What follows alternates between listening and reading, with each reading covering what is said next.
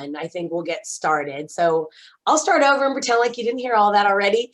Good morning. Welcome to Stein Wealth Advisors, a monthly webinar. We have a wonderful guest here today, Jim Hillen. He works in pre-planning funerals in cemetery for clients in Pittsburgh. And he's worked for them for over 5 years. He's an agent with the Consumer's Choice Funeral Plans. And he's going to share with us different pieces of information about this fun, and I wouldn't say exciting topic. It's an important topic. And actually, we get so many questions about this from clients, especially when we're dealing with and starting to talk about getting their will, living will, and power of attorneys in place. This subject almost always invariably comes up. And we're so excited to have you here, Jim, because thank you. For years, I've been wanting to actually do a webinar or something on this subject matter, and I haven't really been able to find anyone as knowledgeable as you. So I'm not going to spend a lot of time talking. I'm going to let Jim take over from here in a moment. We'll probably be, probably 30 to 40 minutes today. If anyone has any questions, feel free to hit the chat button, or there's a little button at the bottom. It says, like, if you kind of put your cursor down, it says raise your hand. And Jim's going to be happy to take questions. So he's going to be going over a lot of good information for you today. And hopefully you'll get some good takeaways. And, everyone, I'll probably ask some questions because I always do. And without further ado, I am going to turn it over to Jim, and he's going to tell you everything you need to know about pre-planning your funeral and cemetery. So thank you, Jim, for being here. Thank you, Melissa. Thank you, Kara and Stein Wealth Advisors, for me being here today. Thank you for all you taking your time out to listen and get this information on this important topic. Appreciate your time. And this is a subject that's something that a lot of families don't discuss usually, but they're forced to when something happens. So I'm going to share with you my presentation here. Okay. As Melissa mentioned, if you have questions during the presentation, please send your messages, and also at the end. So it's pretty flexible on if something comes up or if you need a clarification on a point. Please ask. More the better in helping you understand the program. Okay, one thing about we do in our daily lives and what you go to Melissa and Stein Wealth Advisors is you want to plan for the short term and long term for your lives. And a lot of things that we do in our lives, we plan. Vacations, when we can get back to vacations, schools our kids attend, what we're going to do for dinner, all those things we discuss as a family. But the thing is, something we don't usually sit around the table and discuss is funeral planning. It's something that's important.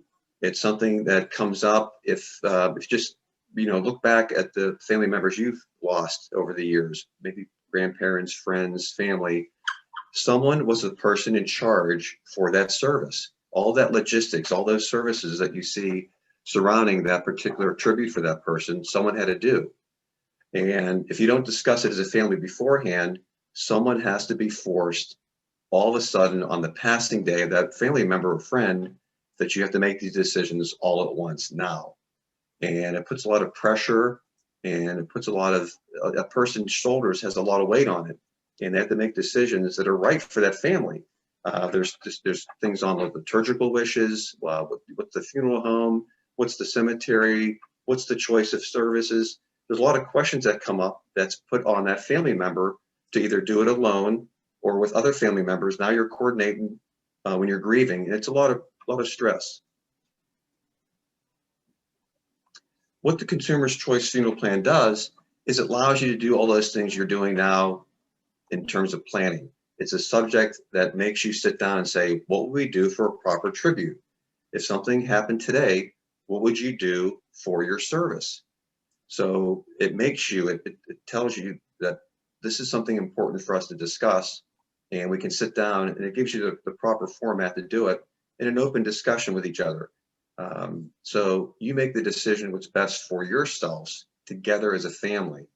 So you have that just like you're doing your wills. We don't plan on passing tomorrow but we do our wills to make sure our assets are set up to be given to our family members in a proper way. This is the same thing. You're sitting down together now and making those decisions. Well, and also, Jim, if you don't mind me asking, Sure, go ahead. I think it was a really good point that you made about the fact that people wait until the situation is imminent or something happens to do this.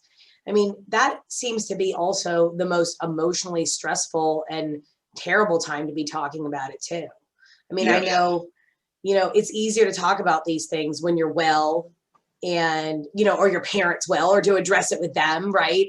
Yes. Versus knowing that maybe something terrible could happen to you and having to plan it then. So I almost feel like by waiting, you're making the situation, you make it even harder and more emotional to make the planning, right? I mean, and I know I have some clients going through that now where somebody's sick and then they have to talk about it, and it makes it just that much harder. I feel like, anyway. Do you find that to be the case? Definitely, yes. We just for your audience here, just look back and see if you were a person in charge for a family passing, if a grandparent or a parent or a friend, and you were touching the shoulder saying, hey, you're the go-to person to handle this.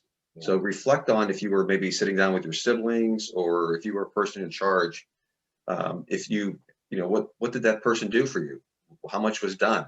How much of the decisions were already made? Was it half of it made? Was it fully made?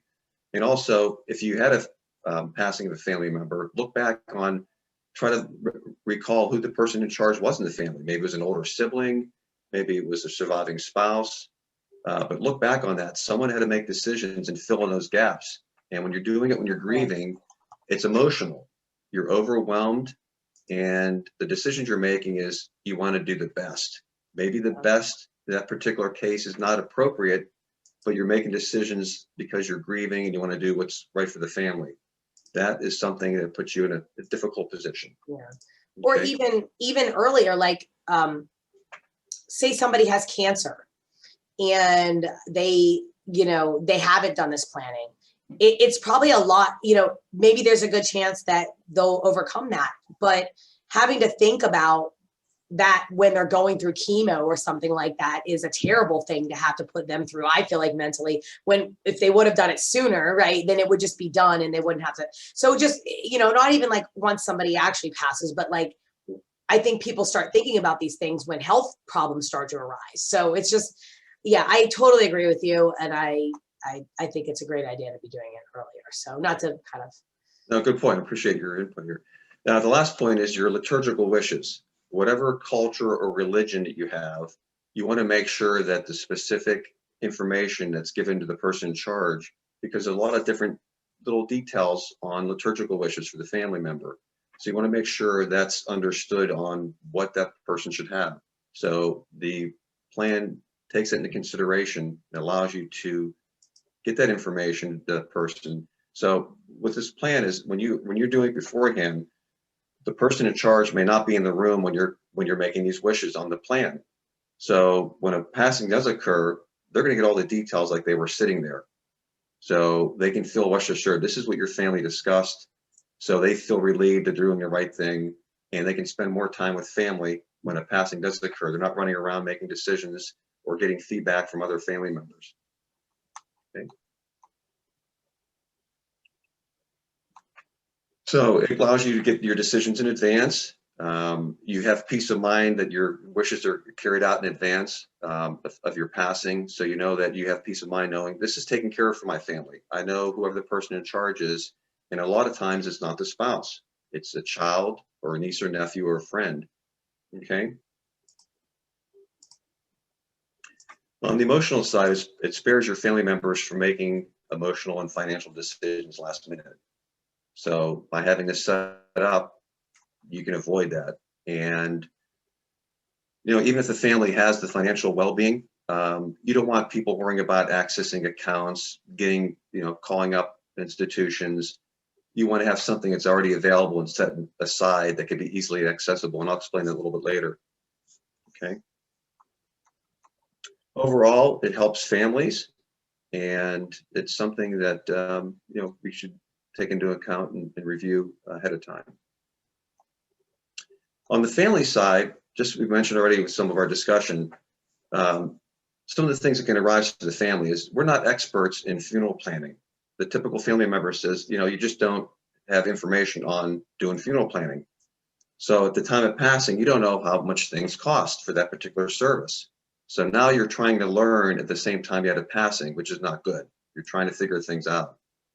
Plus, if this person didn't discuss their wishes, you're trying to guess or get other family members to say, hey, is this what this person wanted? I want to make sure it's exactly what they want. Is this correct? And sometimes there's a misinterpretation of those wishes. If the person doesn't get that feedback, sometimes they're not honoring that person's wishes because they don't know any better. They maybe do something and the family later on says, why did you do it that way? Well, this is what I thought was the right way. And having this specifically discussed beforehand, one of the most important things is you eliminate any disagreements with family. So one of the biggest things I see in this position is when the person in charge knows exactly what that family member wanted, it avoids anybody coming in saying, oh, how about this? Well, how about this is this is what mom wanted. It's specific, it's determined. So there's no other options available. This is what mom planned, and this is what we're going to do for her. So it eliminates that uncomfortableness and disagreements in family. A lot of times, financial decisions are left to that one person. Okay, so now they have to worry about, okay, do I have to go to the surviving, parent? Let's say mom passed, I have to go to dad for the accounts. I have receipts to do. I have to go to siblings for, hey, I'm paying for this at a time. So it puts a lot of burden on that family member to worry about the funding of it or getting reimbursed for it, and that's uncomfortable.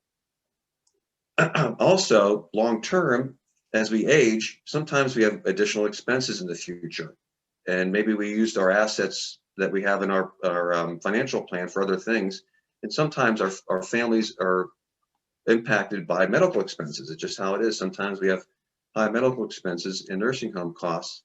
And one thing I've been doing recently is some family members I've been working with, like for yourself, have their homes and they're capable of supporting themselves at home, but they need that little bit of help. So sometimes people are getting Medicaid support for a couple hours a day at their home, and what's in this plan is protected from anybody looking at those funds. So it's set aside, it's protected. What's called irrevocable in Pennsylvania, where no one can use those for medical bills, for any type of debts, any type of obligation to family members. It's protected. And another thing, we've had this a couple times over the last few years. Sometimes you're out of town when the passing occurs. If you're on vacation, you're visiting a family friend, or maybe you moved out to your summer home, maybe in a different state.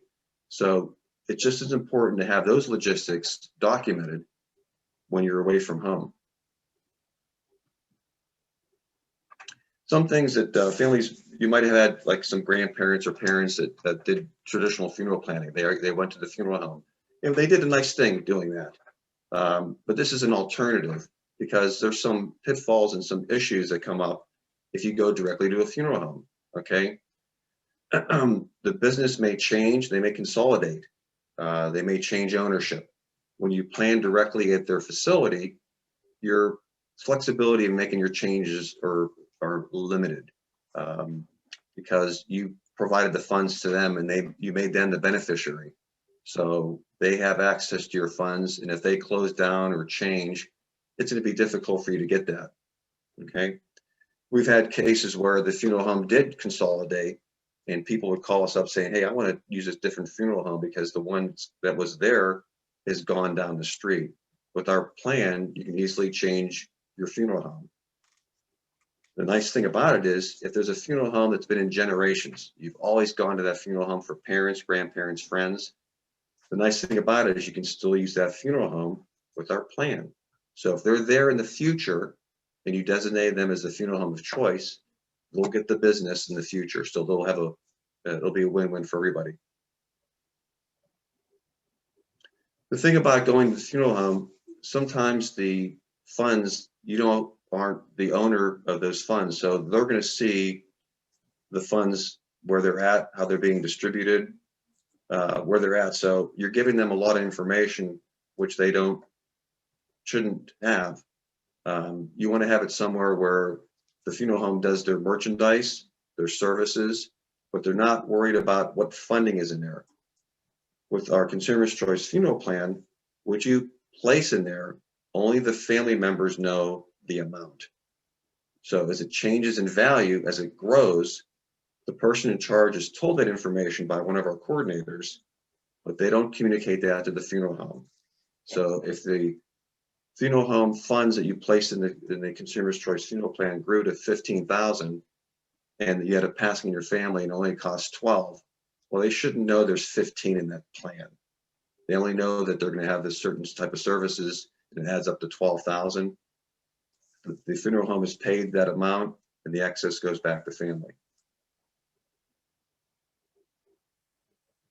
Another thing is transparency. Where are the funds?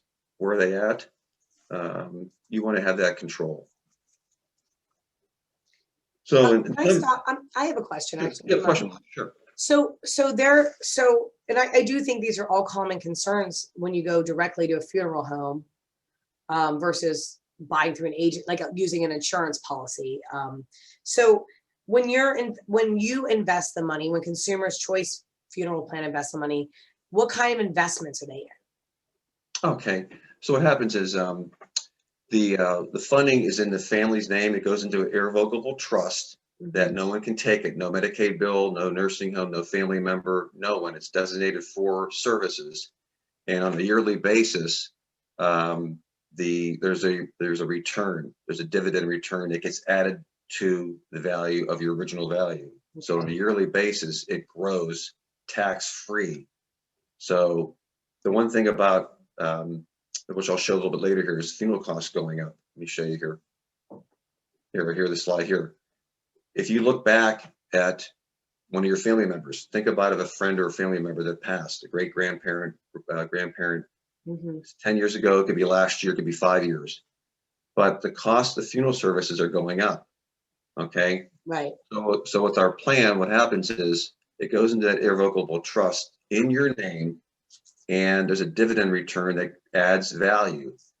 And since 1998, with our plan, with the funds that were placed in there originally and the subsequent growth, when a person passed away in the future, the funding grew to cover the future costs of that service. We don't run the funeral homes, but just like anything, homes, cars, funeral expenses go up in cost.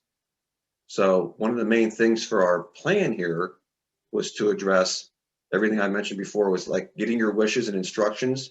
It's your wishes, it's your instructions. We document that, and also having the funds in place no matter where you're at in your portfolio in the future.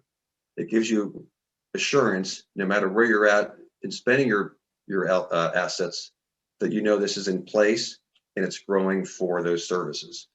So the person in charge could be a great grandson. You don't know who it is in the family that's designated. They don't have to worry about the funding, where it's coming from. It's there, it's growing, and it'll take care of your family. I might be putting you on the spot because you might not know the answer, and I didn't ask you this before, but do you know on average what the growth rate has been? Okay, it's been anywhere, early on, was it tax-free, anywhere from like 4%.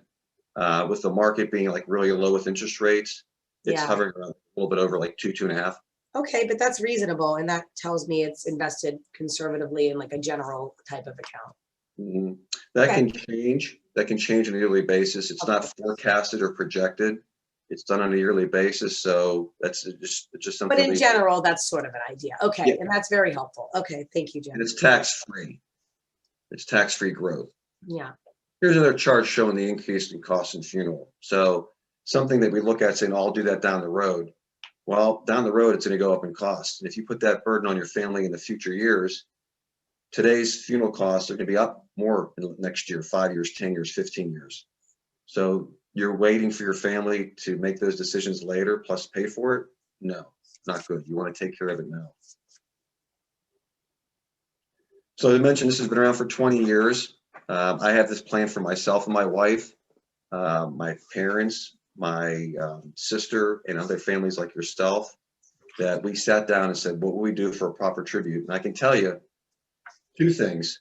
We actually kind of kid around with a little bit, to be honest with you, on some things. Just actually the other day, we were kidding about where we're going to have our wake or lunch, and just kind of like laughing about our plan, because you can actually fund all these different things in it. So we were making a joke about, hey, where'd you go? But the important thing is getting your wishes down. And we've seen, something I see on my side here as an agent, we have our coordinators that have been around for 20 years. They're the people in the office that receive the phone calls 24 hours, 7 days a week. And we do so much for the family. We have a monthly training. I'm a licensed agent. The product used for this is insurance. So I had to go to school for it, licensed. And we have a monthly training session where we actually sit down as a group and go over testimonials and tips and techniques to help families. And we share these stories. And I can tell you, it brings a really sentimental position and tear to your eye of somehow how we help these families. It's really touching. And our coordinators really share, and then agents like myself share stories of helping people. So it's really nice hearing these stories of helping families. I mentioned before about controlling your funds. The second point here is flexibility. Okay. I mentioned earlier, if you work with a certain funeral home, like your family's always gone to ABC, the nice thing about this is you can designate that particular funeral home in your plan. If they're there in the future, that funeral home could be used. But what if you move? What if they change operations? What if they change ownership? What if you don't like an experience you had there? With our plan, you call us up on the phone and say, I'd like to change it. This can be done in a minute, okay? Next thing is, I've mentioned all those different things about traditional funeral planning. You avoid all that. And the most important thing, I can't stress this enough, is it's your wishes. It's your instructions that you determine beforehand for your family. And there's no misinterpretation later or misunderstanding with family. Nice thing about doing this ahead of time is, as I mentioned, you get that return. So it protects you against the higher costs of services. Okay. You select that funeral provider. And another really stressful, important point here, that I have to stress, is the third point here.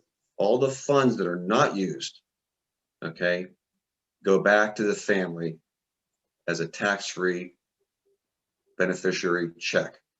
So what happens is, a lot of these funerals that we've supported over the last 20 years, a lot of times there's extra funding, and we contact the daughter, the surviving spouse, the niece or nephew, or the friend, and say, hey, by the way, you have beautiful service for your family, and there's extra funds left over. And they say, excuse me?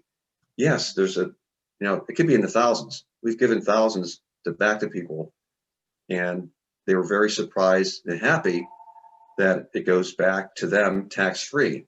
Now, nice important point here is, the funeral home did not know the total number when that person passed. Remember, I mentioned earlier, the person in charge gets the instructions and wishes and the total funding, but the funeral home does not know how much that funding is there. So the person in charge walks into the funeral home.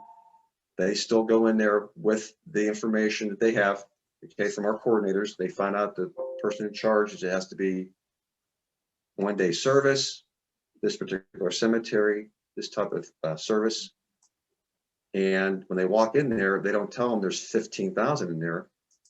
The services might cost 11, 12, or even less. Yeah. So it goes back to the family. Right. I mean, that makes sense, because if you're a funeral home and you know there's 15,000 and it needs to be used up, you're probably going to. They're going to give you a 14-day service. Yeah. So you don't want, that's the one thing we stress to the family. We have these coordinators are available 24 hours, 7 days a week. So there's when you have this plan, there's ID cards that are sent to you with a phone number that's 24 hours, 7 days a week. You call up the office if it's 3 in the afternoon, 3 in the morning, Saturday or Sunday. Tell them, hey, I got my family member passed. Sorry about your loss. Here's their wishes. Here's their funding. So now all that weight on that shoulder for that person is lifted. They know exactly what to do. Okay. So we're there to advise the family. And another really nice service we do is we actually audit the funeral home bill. So the family, the person in charge who walks into that funeral home with a list of wishes, they're not sitting down writing a check. They're not worried about where are the funds coming from. The funeral home bill is sent to our office. We review it, audit it to make sure nothing was charged incorrectly or an item was not represented correctly, or maybe something was already at the cemetery, they don't need it at the funeral home. We audit that, correct it if needed, and then pay the funeral home directly. So the person in charge is not worrying about where it's coming from, what to do. Okay? Nice. And we are, main thing is advocate for your family. We're there to help and support your family. I mentioned before, it's 24 hours, 7 days a week. We pay the funeral home. All excess funds goes back to the families, and you get live personal assistance. Here's a couple testimonials. Like a lot of us, we don't have experience. The first bullet there, the first quote, the person had no experience in funeral planning, but their mom had the funeral plan, and everything was taken care of in terms of what should be done and where to go and how to do it. The second testimonial is, if you think about it, if you're making decisions at the time of passing, you're probably not being with family or making contacts or calling them up. I can tell you personally, for me, when a family member passed on my side and they had all their stuff taken care of, it allowed us to reach out to family and friends. Hey, we had a passing in our family. We want to tell you about it. Come pay respects. So there's a lot of things that need to be done when someone passes. If you're busy making decisions, it's less time for family. You don't want that. The last one is that both family members had it. We actually had this out in the state of California. They wrote one of our testimonials they gave us was a nice letter from the son. He lost both parents within the same couple months. And our plan helped him support his family on what to do and how to do it. And he was very grateful. So I mentioned before, spiritual loved ones, your wishes are carried out and you get the proper support for your family. Eliminates any lingering doubts, and it removes the financial burden from your family. Now, this picture here, this here we consider the wrong way. This could be a spouse, it could be a sister, it could be a niece, or okay, it could be a family friend. But they're saying, what do I do? I'm making these decisions last minute. I'm forced to do this. When a passing occurs, the person can't go home and say, I'll see you next week. They pretty much have to make a decision that day, that hour, on what to do. And it puts a lot of pressure and stress on that family.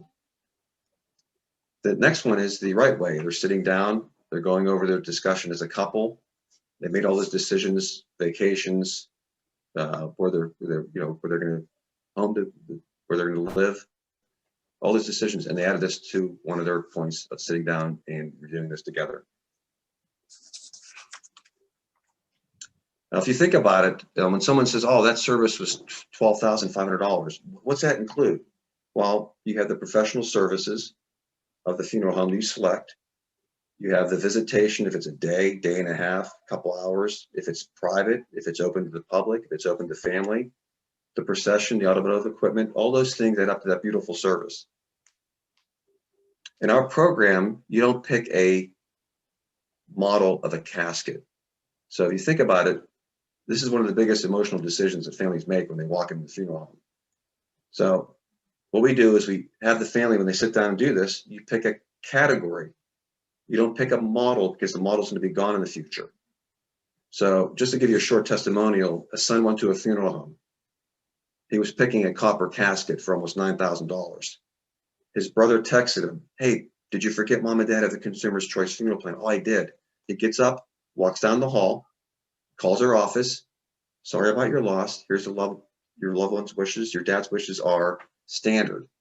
So it gave him the courage to go back to the funeral director, say, hey, my dad's wishes are this and not that. And it saved him several thousand and lifted the burden from him making the decision he wasn't sure about. In our plan, if you think about it, if you have most of the items taken care of, the visitation, the funeral home you select, the merchandise, why would you want the cash advance items to be put on the burden of that person in charge? So when you set this plan up, we give you an estimated cost what's your typical offering to your minister, priest, or rabbi at your particular church or facility? If you have like music or an organist or someone reading something or singing, obituary, death certificates, all those things add up. And we tell the person in charge, those things are covered. You don't have to worry about it. So if you put it on your credit card, you'll be reimbursed later. Okay. Do you understand that? Jim, would that include things like the like they have usually like a reception afterwards, or like food or things like that? Yes, you can put that on as miscellaneous items. A lot of families I work with say, you know what, I want to include funding for a wake or luncheon. Right. That's, yeah. Then you can put that in there. So the person in charge is told, hey, okay, here's your funding, your mom, dad, brother, uncle, aunt, put something in there for a wake or luncheon. So that's they know. usually pretty expensive. That's usually a good cost. Yeah. They don't have to go to siblings or other people and get donations or worry about going to the estate with receipts. Yeah. They see 1,000 to 1,500 to 2,000 there for that. They say, wow, I can do something really nice, not worry about getting everybody involved in coordinating. I can take charge of it. So the bottom line for that cost for that service is the funeral home you select, all the professional services, 1 day, half day, if it's cremation, if it's casket burial. If it's cremation, is it a visitation of the body present, then a cremation with, okay? Or is it a cremation with a urn on a table with pictures on an easel? So there's a lot of variables that the family can discuss to make sure, and they're all nice, but it's the person determining what's the best for them. The merchandise you select and the cash advance items. Okay?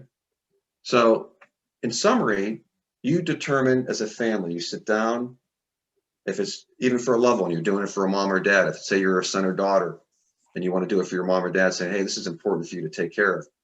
You can get the discussion. It gives a nice environment to bring these items up. So you're doing things in advance for your family that protects your wishes. It's your instructions.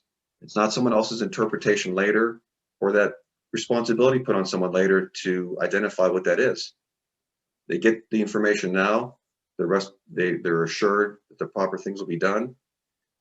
And you have our staff behind the scenes, the advocates. I can't put a price tag on having the people that are coordinating and helping out behind the scenes. There's a lot of paperwork. We had a testimonial recently where a lady was so concerned about her husband, who was a World War II veteran, that she called our coordinators up 3 different times for a total of about an hour and a half on 3 different discussions to make sure everything was coordinated properly for her husband's service, for the honor guard and all this. And our coordinator says, why did we do that? Because that's what we do in our plan. We're there for families to listen and support and help them. That's what you get out of this plan. And you have assurance that the funding is there. It's set aside in your estate planning. It's one of those pieces of your puzzle that you put in place. Mm-hmm. And you can have peace of mind for your extended family. When you tell your family, I can tell you, just for me personally doing this, I do this for a living. And when I did mine for myself and my wife, I didn't think I was going to have this peacefulness of the feeling I did, but I did after I had all my cemetery decisions done, my funeral decisions done, everything plus funded. So our children in the future, whenever that is, or the person in charge, it might be someone different, everything's in place. I can tell you, I just had a really calming feeling, and that's something we provide for families every day. If you have any questions or comments, or an experience you had in doing something for your family that maybe, hey, you know what, we went through this, and maybe you have a story where my family did have everything pre-planned and it was really nice, or maybe you had an in-law that didn't have something done. You all have your personal stories, and you can change your personal story to say, hey, I did this for my family. And a lot of times we're remembered for what we do for families and what we don't do. And this is one of the things you can be remembered for by doing something in advance for your family. Any other comments or questions, Melissa? You have? Does anybody, I might, but does anyone have any questions? You want to press the little raise your, I'll raise my hand. I want to see what it looks like. Oh, okay, I see it. Has a little thing up here. Does anyone else have, let me see here. Any questions?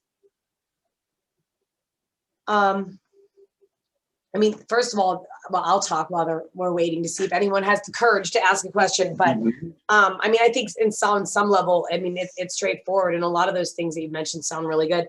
So, just so I kind of big picture, in general, for this kind of planning, people have the option of A, going directly to a funeral home, B, self-funding, right? Or C, doing something that's structured like as insurance, basically. Like, is it technically a life insurance policy? Yes. Yes, yes. This is for the most protection, the most benefits. When we developed this plan from scratch, we actually developed it from scratch for families like yourselves. So we said, what's the best way to have this program set up? And you're And being the if life. you've used life insurance, it's tax-free going in the trust. It's tax-free going out of the trust. Yeah. And some families who don't do there's many options for this. Some people do a full funding all at once, but some families do a monthly premium. Yeah, that's what I was going to ask. Is there's like a one pay option, and then maybe a pay as you go for a set period of time? Yes, yes. There's I did both for mine. I have 2 kids in college at the time I did mine, so we couldn't fully fund a $10,000 service for both of us. So we did ours over a couple of years through policy premiums, and one time we did a lump sum. So Yeah. it gives you really flexibility based on where your budget is, that if you do it through a monthly premium, you're protected for the entire amount that you protect. So that monthly premium you're paying, so by using life insurance, I had a family 2 years ago, the couple were both 60, and we do ask medical questions because if you're doing premiums and you're graded, there's a certain time period in the first 2 years you get a part of it.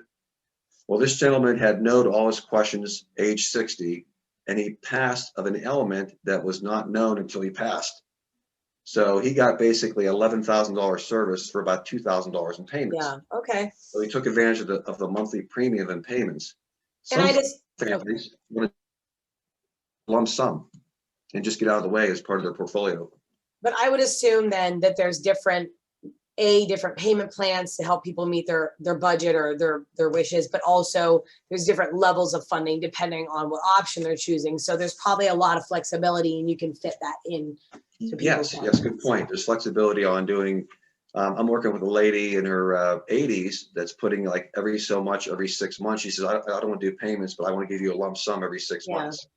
There's other people saying, you know what? I had a lady that was said, you know what? I'm never going to pay this off. There's an option for paying it off over a certain time. She's comfortable with her budget doing that monthly premium, and she has children all around the country. So she has the calmness and peace of mind that, you know what, none of my kids have to get together to coordinate my service and pay for it. She had the peace of mind knowing that monthly premium is going to pay for her service. Right. Other people do it over a year, 3 years, 5 years, lump sum. Okay. So it's real flexible on what's best for the family. Okay. So that's very helpful. So besides going to a funeral home directly, utilizing a firm like yours, or is there paying out of pocket? I mean, is there any other option clients have? I just kind of like to give people the big picture so they know. Very nice. Very good you point that out. So yeah, if you basically, option A is you have a passing in your family and you're using your access of your services. Mm-hmm. The thing is, if the person in charge is not the owner of that particular asset, if it's a rainy day fund or if it's an account, now they're getting other people involved to access that, to be reimbursed or worry about it. Yeah. If you use traditional life insurance, like I have traditional life insurance, if I pass, my income source is gone. So my traditional life insurance, you want to go to your family to pay for expenses because you're not here anymore. Right. So I had a coworker the mom passed. It took them 4 months to get their insurance. Yeah. So you don't want to use traditional insurance. The funding is immediately available within 24 to 48 hours. Yeah. I just got a question. Sure. I don't know if you saw it pop up, but I did. So the question is, what if the client already has a life insurance policy, a traditional life insurance policy that they were planning on using for this? That's an interesting one, because I wonder if they could use some of that cash value towards something like this that they already have in another policy, since it's life insurance, and maybe do a 1035 exchange, or if you couldn't help them, Is there a way to still pre-plan your funeral without having to buy another policy? I think that's the question. Okay, let me, It's almost two parts. oh, let me, okay, I'll put it so we have a bigger thing here. Okay, really good question. So what I do for families that already have things in their portfolio, they already got a insurance. If they're not going to be affected in the future by like a Medicaid or a nursing home, because that could be touched by a traditional. Yeah. It could be part of your asset to be taken. So if that's not a concern, let's say your portfolio is good enough that you're never going to have that concern. What I do with families, saying you already have a traditional life insurance that you designated for that. What we do is we put a small amount in our funeral plan, the Consumer's Choice funeral plan, to document your wishes, to document the person in charge contact information, to document maybe you're out of town a couple months out of the Pittsburgh area, maybe on vacation in a summer home, winter home somewhere. So we document that information. We document your policy number of your traditional funeral plan, what the firm is, what the phone number is. Okay. So if you had a passing of a family member, that one of your clients here that asked a question, good question. What if your family contact person is not near your home to get that information? So with our plan, they're going to call the phone number up. Here's my cards here. Here's the phone number you call. Right. Okay, call that number. It's toll free, 24 hours, 7 days a week. They're going to find out, not running to that person's house to see, oh, where's that insurance policy number? They're going to be told, hey, your loved one had. So it'll be documented for that person. So in those cases. Okay. Go ahead. I'm sorry. They put a small part in. Let's say their traditional policy is worth $10,000. I think that might be enough for their wishes. What you do in our plan is put down $500 to $1,000 to have that set up. If you want to put a wake or lunch in there, you can add that for another $1,000. So you do is put a little bit in there. Okay. A little bit of what? The insurance funding, the actual funding. So if you put, at least the minimum for our program is $500. So we'll document your insurance policy. So you'd open like a small policy and another policy would supplement and fund the rest. Yes, no matter what you do with our plan, if it's $500 or $13,000 service, you still get all the services of our staff, no matter what you put into it. So for families like that, I'll give you an example. A lady I worked with had gone to a funeral home traditionally years ago, okay? And I praised her, hey, you did a nice job, you pre-planned everything. But I told her, I said, just to let you know, when you did that years ago, the non-guaranteed items, the cash advance items, they're not going to cover because they didn't know what it was in the future. And she says, what are you talking about? She says, they're not going to cover that. She said, really? I said, go look at where you planned, go home and look at it. Because I asked, who's your person in charge? Oh, one of my really good friends. I said, well, your really good friends have to pay for those cash advance items. I don't want them to do that. So she went home, looked at her detail and said, yeah, they're going to have to pay for that at the time of passing. So what she did is she put $2,000 in to cover the offering to her church, flowers, things like that. So she did a supplement to her original traditional. Okay, that makes sense. I understand. And then I get it. So there's flexibility and options for someone that already has a policy. And quite frankly, and if there were any clients listening, I mean, that might be something we would want to evaluate anyway, looking at that life insurance policy again and just deciding what the purpose of it is. I think to Jim's point earlier, their policies are specifically for this purpose. And sometimes people do have general life insurance, but sometimes there's another purpose for that, which could be covering taxes, liquidity for the estate. There could be just wanting it to go to heirs and not wanting it to get spent down for things like this. I think it's very individual depending on the person's situation.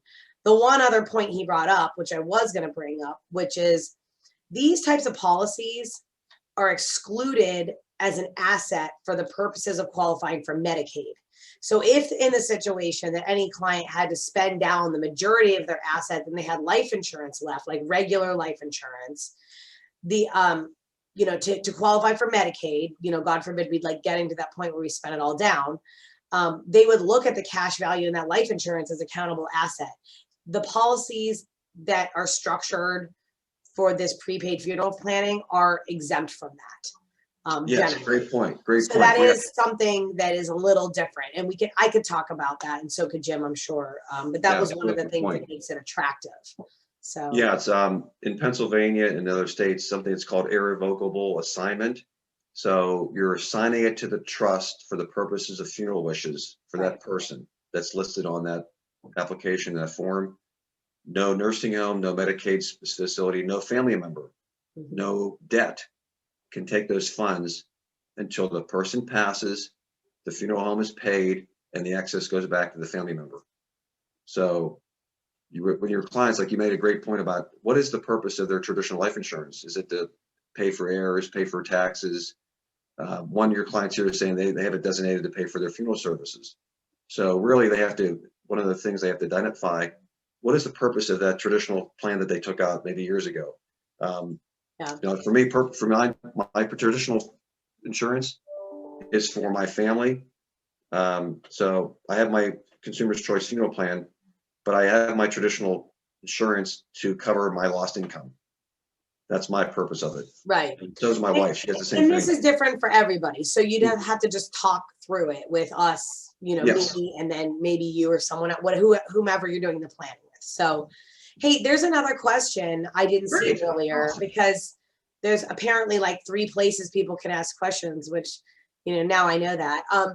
Who is the beneficiary of the policy? Okay, really good question. So when you sit down and determine that, with the policy, there could be a owner and the insured. So the owner sometimes could be a child who has POA responsibilities over the mom or dad, or the owner and the insured could be the same person. So as the owner, you make a determination who that beneficiary is. So when you plan this, you determine, okay, right now, if something happened to you, who would be the person in charge? Oldest child, surviving spouse, niece or nephew, friend. So the person who gets this determines who that beneficiary is. And then you tell that beneficiary, hey, by the way, I set this up. They're going to say, really? You set this up? So when you tell family members you did this planning, we've seen a lot of positive comments, because it's something that sometimes they don't want to talk about with family members. You don't want to talk with mom or dad about them passing.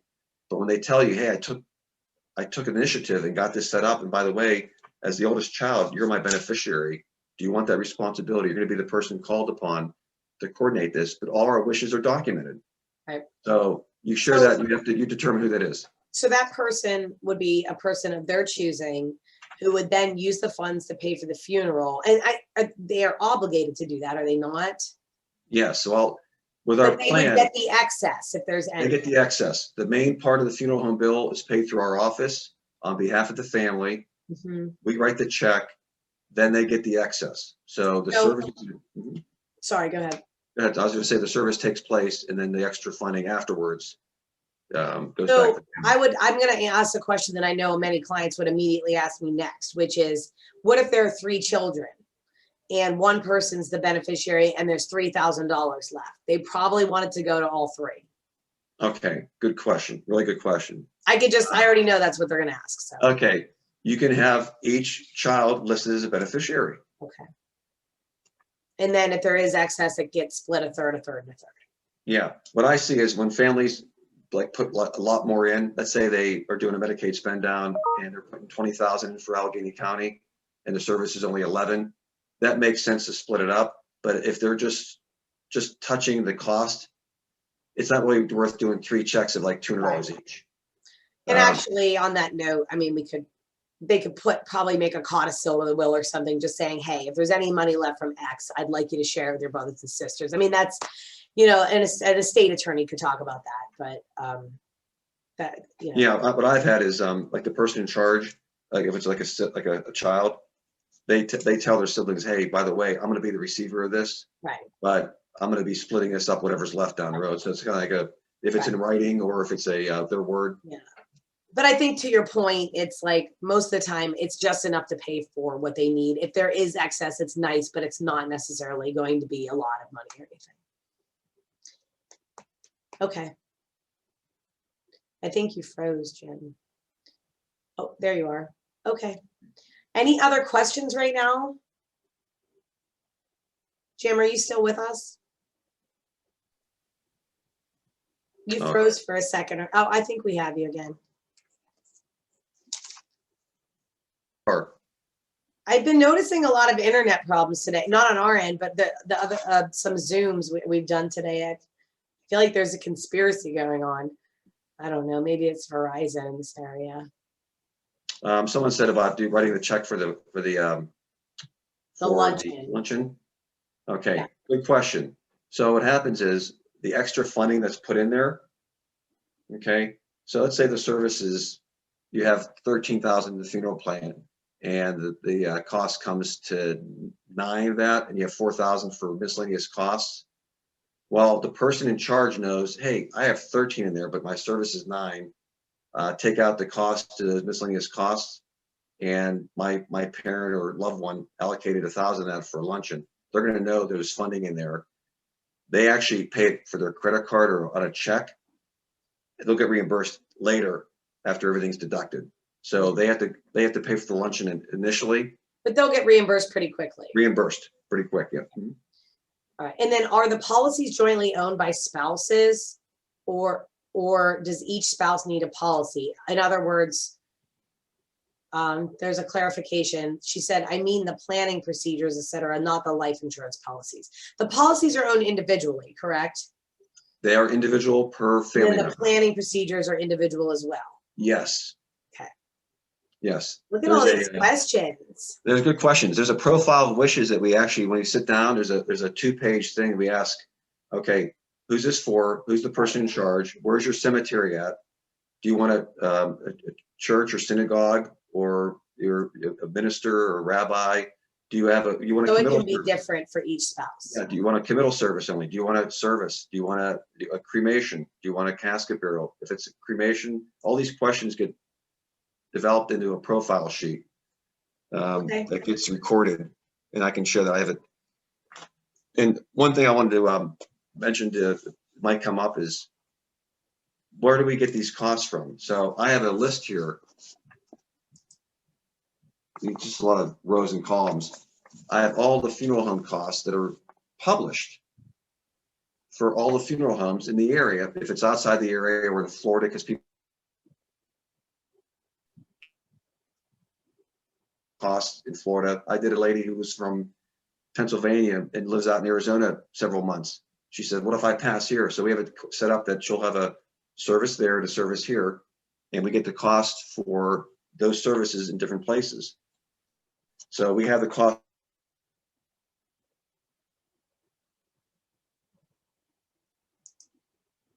I think we lost you again, Jim. Casket standard, casket base. Hey, Jim, I think we're having a technical error here. Okay, we're back. All right, we're back. Does anyone else have any other questions? Those are all great questions. Jim, you should know these are the most questions you've ever received during a webinar. Okay, very good question. That's a really good sign. That means people are engaged. So, did you want to add anything else, Jim? There's just that I wanted to thank everybody for their time, you, Melissa, and your staff for setting this up and allowing this to take place, taking your valuable time out to